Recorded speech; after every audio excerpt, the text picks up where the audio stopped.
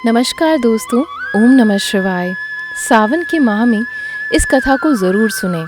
अगर आपके जीवन में भी बहुत सारे दुख हैं, चिंताएं हैं, मुसीबतों का पहाड़ आपके ऊपर टूट पड़ा है, तो ज़रूरी आपको ये कहानी सुननी चाहिए। इसको सुनने के बाद में आपका दिमाग शांत होगा, आपको पहले से कहीं ज़्यादा अच्छा लगेगा और आप अपने आगे की ज़िंदगी को बहुत अच्छे से काट पाएंगे, मुसीबतों का सामना कर पाएंगे, वो भी डट कर। चलिए आज की प्यारी सी कहानी को शुरू करते हैं। भाग्य का लिखा कभी नहीं मिटता। ये एक पंडित और यमदूत की कहानी है। दोस्तों, कहानी को ध्यान पूर्वक सुनिएगा, बहुत अच्छी कहानी है। एक समय की बात है, एक गांव में एक बहुत ही ज्ञानी पंडित रहता था। एक दिन वह अपने बचपन के मित्र से मिलने के लिए दूसरे गांव जा रहा था। वह मित्र बचपन से ही गूंगा था, एक पैर से अपाहिज था। मित्र का गांव काफी दूर था। रास्ते में और छोटे छोटे गांव भी पड़ते थे। पंडित अपने धुन में चला ही जा रहा था कि रास्ते में उसे एक और आदमी मिल गया। वह भी पंडित के साथ चलने लगा। पंडित ने सोचा, चलो अच्छा ही है, साथ चलने के लिए कोई मिल गया, सफर जल्दी कट जाएगा। चलते चलते पंडित ने उस आदमी से उसका नाम पूछा, तो उस आदमी ने अपना नाम महाकाल बताया। पंडित को यह नाम थोड़ा अजीब लगा, पर पंडित ने नाम के विषय में कुछ और पूछना उचित नहीं समझा। दोनों धीरे धीरे साथ चलने लगे। तभी रास्ते में एक गांव आया। तब महाकाल ने पंडित से कहा, तुम आगे चलो, मुझे इस गांव में एक संदेश देना है, मैं तुमसे आगे मिलता हूँ। पंडित ने कहा, ठीक है भाई, और वो आगे की ओर चल दिया। तभी गांव में खबर फैली कि एक व्यक्ति ने मार दिया है। जैसे उस व्यक्ति को मारा, ठीक थोड़ी देर में महाकाल वहां आ गए। फिर चलते चलते दोनों एक दूसरे गांव के बाहर पहुंचते हैं, जहां एक छोटा सा मंदिर बना था। ठहरने की व्यवस्था भी अच्छी लग रही थी। पंडित के मित्र का गांव भी वहां से दूर था और रात्रि भी हो चुकी थी। तो पंडित ने कहा, रात्रि होने वाली है, पूरा दिन चलते चलते थकान भी लग रही है और भूख भी लगाई है, तो यही भोजन करके आराम कर लेते हैं, सुबह आराम से आगे का सफर करेंगे। महाकाल ने कहा, ठीक है, मुझे इस गांव में किसी को जरूरी सामान देना है, तुम खाना खा लो और आराम करो, मैं बाद में आकर खा लूंगा। इतना कहकर वे चला गया। लेकिन उसके जाते ही कुछ देर में उस गांव में धुआं उठता दिखाई दिया और देखते ही देखते पूरा गांव में आग लग गई। पंडित ने आश्चर्य से सोचा कि महाकाल जहाँ भी जाता है वहाँ किसी न किसी तरह की हानि जरूर होती है, कुछ तो गड़बड़ है। लेकिन पंडित ने रात्रि में महाकाल से इस बात का कोई जिक्र नहीं किया। सुबह दोनों ने अपने गंतव्य की ओर चलना प्रारंभ कर दिया। कुछ ही दूर में फिर एक गांव आया, तो महाकाल ने फिर पंडित से कहा, आप आगे चलते जाइए, मैं कुछ दूर जाकर आपसे मिलता हूँ। मुझे इस गांव में कुछ जरूरी काम है, मैं वो काम करके आपसे कुछ आगे मिल लेता हूँ। यह कहकर महाकाल जाने लगा। लेकिन इस बार पंडित आगे नहीं बढ़ा, बल्कि वहीं खड़ा होकर महाकाल को देखता रहा। अब वह वहां जाता तो क्या करता? तभी लोगों की आवाजें सुनाई देने लगी, किसी व्यक्ति को सांप ने काट लिया है और वह मर गया है। ठीक उसी समय महाकाल फिर से उस पंडित के पास पहुंच गया। लेकिन इस बार पंडित को सहन नहीं हुआ। उसने महाकाल से पूछ ही लिया कि तुम जिस भी गांव जाते हो वहाँ कोई ना कोई नुकसान जरूर होता है, क्या तुम मुझे बता सकते हो ऐसा क्यों होता है? तो महाकाल ने जवाब दिया, पंडित जी, आप तो मुझे बहुत बड़े ज्ञानी मालूम पड़े थे, इसलिए मैं आपके साथ चलने लगा, क्योंकि ज्ञानियों का संग बहुत अच्छा होता है। परंतु आप अभी तक समझ ही नहीं पाए कि मैं कौन हूँ। पंडित ने कहा, मैं समझ गया हूँ, लेकिन मुझे कुछ शंका है, अगर आप ही अपना उपयुक्त परिचय दें तो मुझे आसानी होगी। महाकाल ने जवाब दिया, मैं यमदूत हूँ और यमराज की आज्ञा से उन लोगों के प्राण हरता हूँ जिनकी आयु पूर्ण हो चुकी है। हालांकि उसे पहले से इस बात की शंका थी, फिर भी महाकाल के मुंह से ये बात सुनकर पंडित घबरा गया। लेकिन फिर से हिम्मत करके पूछा, अगर ऐसी बात है तो तुम सचमुच यमदूत हो तो बताओ, अगली मृत्यु किसकी है? यमदूत ने जवाब दिया, अगली मृत्यु तुम्हारे उसी मित्र की है जिससे तुम मिलने जा रहे हो, और उसकी मृत्यु का कारण भी तुम ही बनोगे। ये बात सुनकर पंडित सहम गया और सोच में पड़ गया कि वास्तव में यदि ये महाकाल यमदूत हुआ और उसकी बात भी सही होगी तो उसके कारण मेरे बचपन के सबसे घनिष्ठ मित्र की मृत्यु हो जाएगी। इसलिए अच्छा यही होगा कि मैं अपने मित्र से मिलने ही ना जाऊं, कम से कम मैं तो उसकी मृत्यु का कारण नहीं बनूंगा। महाकाल ने कहा, तुम जो सोच रहे हो अब वह सब मुझे पता है, मगर तुम्हारे अपने मित्र से ना जाने से नियति नहीं बदल जाएगी। तुम्हारे मित्र की मृत्यु निश्चित है और वह अगले कुछ ही क्षणों में घटित होने वाली है। महाकाल के मुंह से ऐसी बातें सुनकर पंडित को झटका सा लगा, क्योंकि महाकाल ने उसकी मन की बात को जान लिया था। जो एक साधारण व्यक्ति के लिए संभव नहीं।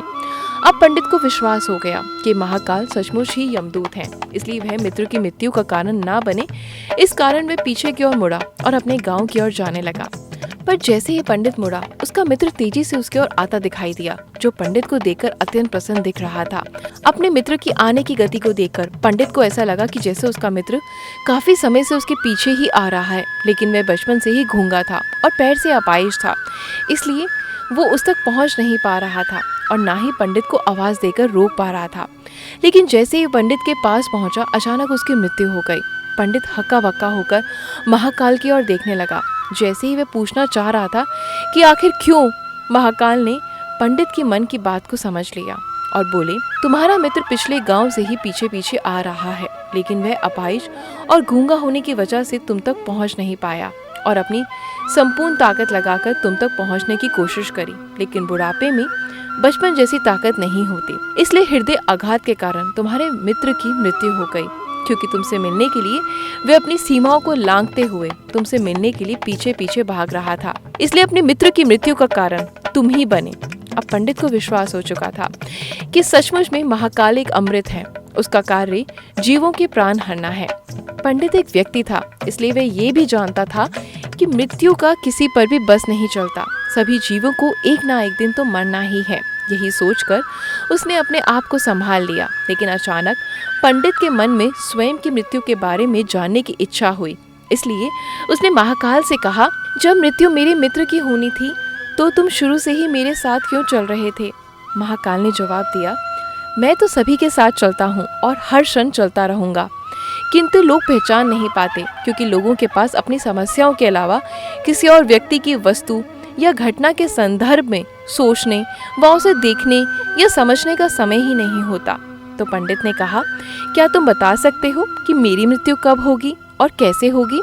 तो महाकाल ने कहा, किसी सामान्य जीव को ये जानना उपयुक्त नहीं, क्योंकि कोई भी जीव अपनी मृत्यु के बारे में जानकर दुखी ही होता है, लेकिन तुम ज्ञानी व्यक्ति प्रतीत होते हो। अपने मित्र की मृत्यु को जितनी आसानी से तुमने सहन कर लिया, उसे देखकर लगता है तुम अपनी मृत्यु के बारे में जानकर भी दुखी नहीं होगे। तो तुम्हारी मृत्यु आज से ठीक 6 महीने बाद आज ही के दिन किसी दूसरे राज्य में फांसी लगने से होगी, और सबसे बड़ी बात यही होगी, तुम स्वयं खुशी से फांसी को स्वीकार कर लोगे।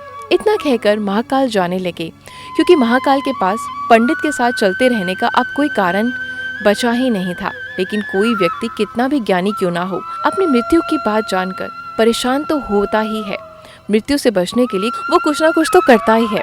सो पंडित ने भी किया, क्योंकि पंडित विद्वान था, इसलिए उसकी ख्याति उसके राज्य के राजा तक ही थी। तब पंडित ने सोचा कि राजा के पास तो कई ज्ञानी मंत्री होते हैं, तो मेरी मृत्यु से संबंधित समस्या का कोई ना कोई हल निकाल ही लेंगे। तो पंडित यही सोचते हुए राज दरबार में पहुंच जाता है और राजा को सारा विधान सुनाता है। राजा ने अपने मंत्रियों को बात बताई और उसने सलाह मांगी। अंत में सभी ने विचार विमर्श करके कहा, अगर पंडित बात सही है तो उसकी मृत्यु भी 6 महीने के बाद ही होगी, लेकिन मृत्यु तब होगी जब वह किसी दूसरे राज्य में जाएगा। यदि वह दूसरे राज्य में जाए ही ना तो मृत्यु भी नहीं होगी। मंत्रियों की ये सलाह राजा को उपयुक्त लगी। पंडित के रहने की व्यवस्था उस महल में ही कर दी गई और राजा के आदेश के बिना उस पंडित से किसी को भी मिलने नहीं दिया जाता था। लेकिन पंडित कहीं भी आ जा सकता था, ताकि उसे ये ना लगे कि वो राजा की कैद में है। परंतु पंडित डर के मारे स्वयं ही कहीं आता जाता नहीं था। धीरे धीरे पंडित की मृत्यु का समय नजदीक आने लगा और वह भी दिन आ गया जब पंडित की मृत्यु होनी थी। तो जिस दिन पंडित की मृत्यु होने वाली थी, तो पंडित डर के मारे उस दिन जल्दी ही सो गया, ताकि जल्दी से वह रात बीत जाए और अगला दिन आ जाए तो मृत्यु टल सके। लेकिन पंडित को स्वयं नींद में चलने की बीमारी थी और इस बीमारी के बारे में वह खुद भी नहीं जानता था। राजा या किसी वैद्य को इस बीमारी के बारे में बताने का तो प्रश्न ही नहीं उठता। परंतु पंडित अपनी मृत्यु को लेकर बहुत चिंतित था और नींद में चलने की बीमारी तभी आती है जब नींद ठीक तरह से हो नहीं पाती। उसी रात पंडित को नींद में चलने का दौरा पड़ा। वह उठा और महल से निकलकर अस्तबल में गया। पंडित राजा का खास मेहमान था, इसलिए किसी पहरेदार ने भी उसे नहीं रोका और ना ही किसी ने उससे पूछताछ करी। तभी वो एकदम से बहुत तेज चलने लगा। घोड़े की पीठ में सवार होकर नींद में ही राज्य की सीमा के बाहर किसी दूसरे राज्य में चला गया। इतना ही नहीं, वह दूसरे राज्य के राजा के महल में पहुंच गया और उस महल के पहरेदार ने भी उसे नहीं रोका और ना ही कुछ पूछताछ की। सभी लोग रात्रि के अंतिम पहर होने के कारण नींद में थे। वह पंडित सीधे राजा के शयन कक्ष में पहुंच गया। जहां राजा और रानी रहते थे वहीं पंडित भी जाकर लेट गया। सुबह हुई तो राजा ने पंडित को रानी के बगल में सोया हुआ देखा, जिससे राजा बहुत क्रोधित हो गया। पंडित को गिरफ्तार कर लिया गया। पंडित को तो कुछ समझ ही नहीं आ रहा था कि आखिरकार वो दूसरे राज्य में और राजा के शयन कक्ष में कैसे पहुंच गया। लेकिन वहां ये सब सुनने वाला कौन था। राजा ने पंडित को दरबार में हाजिर करने का हुक्म दिया। कुछ समय बाद पंडित को दरबार में लाया गया, जहां राजा ने पंडित को देखा और देखते ही इतना क्रोधित हुआ कि पंडित को फांसी पर चढ़ा देने का आदेश दे दिया। फांसी की सजा सुनकर पंडित कांप गया। फिर भी कुछ हिम्मत कर राजा से कहा, महाराज, मैं नहीं जानता कि मैं राजमहल में कैसे पहुंचा। मैं ये भी नहीं जानता कि आपके शयन कक्ष में मैं कैसे आया और आपके राज्य के किसी पहरेदार ने क्यों नहीं रोका। लेकिन मैं जानता हूँ कि आज मेरी मृत्यु होनी है और होने भी जा रही है। राजा को ये बात थोड़ी अटपटी लगी। उसने पूछा कि तुम्हें कैसे पता आज तुम्हारी मृत्यु होने वाली है, कहना क्या चाहते हो। राजा के सवाल के जवाब में पंडित ने पिछले 6 महीने की कहानी बता दी और कहा, महाराज, मैं क्या किसी भी सामान्य व्यक्ति से इतना साहस नहीं कि वह राजा के शयन कक्ष में राजा की उपस्थिति में रानी के पास सो जाए। राजा को पंडित की बात में थोड़ी सी सच्चाई दिखाई दी, परंतु उसने सोचा ये मृत्यु से बचने के लिए महाकाल और अपनी मृत्यु की भविष्यवाणी का बहाना बना रहा है। इसलिए राजा ने पंडित से कहा, ये तुम्हारी बात सत्य है और आज तुम्हारी मृत्यु का दिन है, जैसा कि महाकाल ने तुमसे कहा था। तो तुम्हारी मृत्यु का कारण मैं नहीं बनूंगा, लेकिन अगर बात झूठ निकली तो निश्चय ही आज तुम्हारी मृत्यु का दिन होगा। उसने तुरंत भाइयों के हाथ दूसरे राज्य के राजा को पत्र भेजा और पंडित की बात की सत्यता का प्रमाण मांगा। शाम तक भेजे गए सैनिक लौटे और उन्होंने बताया कि महाराज, पंडित जो कह रहा है वो पूर्णतः सत्य है। दूसरे राज्य के राजा ने पंडित को रहने के लिए अपने महल में संपूर्ण व्यवस्था कर रखी थी और पिछले 6 महीने से पंडित राजा का मेहमान था। कल राजा अंतिम बार इसके शयन कक्ष में मिले थे और इसके बाद ये राज्य में कैसे पहुंचा इसकी जानकारी किसी को भी नहीं है।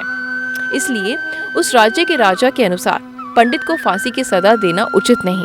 लेकिन राजा के लिए एक नई समस्या आ गई थी, क्योंकि उसने बिना कुछ जाने ही पंडित को फांसी की सजा सुना दी थी। इसलिए अगर पंडित को फांसी ना दी जाए तो राजा के कथन का अपमान हो जाएगा, और अगर राजा के द्वारा दी गई सजा का मान रखा जाए तो पंडित की बिना वजह ही मृत्यु हो जाएगी। राजा ने सभी मंत्रियों से इस बात की चर्चा करी। सभी मंत्रियों ने सुझाव दिया, महाराज, पंडित को एक कच्चे सूत से फांसी लगा दे, इससे आपके कथन का भी मान रह जाएगा और कच्चे सूत के धागे से पंडित को फांसी नहीं लगेगी और उसके प्राण भी बच जाएंगे। राजा को ये सुझाव अच्छा लगा। उसने ऐसा ही आदेश सुना दिया। पंडित के लिए कच्चे धागे के सूत का फांसी का फंदा बनाया गया और नियम से पंडित को फांसी पर चढ़ाया जाने लगा। सभी लोग खुश थे कि ना तो पंडित मरेगा और ना ही राजा का वचन झूठा पड़ेगा। पंडित को भी विश्वास था कि सूत के धागे से उसकी मृत्यु हो ही नहीं सकती, इसलिए वे खुशी खुशी फांसी पर चढ़ने को तैयार हो गया, जैसा कि महाकाल ने उसे कहा था। लेकिन जैसे ही पंडित को फांसी दी गई, सूत का धागा टूट गया, लेकिन टूटने से पहले उसने अपना काम कर दिया था। पंडित के गले की नस सूत के धागे से कट चुकी थी और पंडित जमीन पर तड़प रहा था, और देखते ही देखते पंडित का शरीर पूरी तरीके से शांत हो गया। सभी लोग चकित थे, पंडित को मरते देख रहे थे। किसी को विश्वास ही नहीं था कि इस कमजोर से धागे से किसी की मृत्यु कैसे हो सकती है। लेकिन घटना घट चुकी थी। नियति ने अपना काम कर दिया था। जो होना होता है वो होकर ही रहता है। हम चाहे जितनी भी सावधानियां बरतें, जितना भी उपाय करें, लेकिन हर घटना और घटना का पूरा प्रणाली पहले से ही तय होता है, जिससे हम थोड़ा सा भी इधर उधर नहीं कर सकते। इसलिए ईश्वर ने हमें भविष्य जानने की क्षमता नहीं दी है, ताकि हम अपने जीवन को ज्यादा बेहतर तरीके से जी सकें। और यही बात उस पंडित पर भी लागू होती है। यदि पंडित ने महाकाल से अपनी मृत्यु के बारे में ना पूछा होता तो ये 6 महीने राजा की कैद में रहकर डर डर के जीने की जगह वो ज्यादा बेहतर जिंदगी जीता।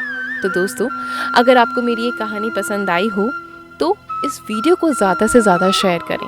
हंसते रहें, मुस्कुराते रहें, ऊपर वाले का नाम लेते रहें और अच्छे कर्म करते रहें। धन्यवाद। ओम नमः शिवाय।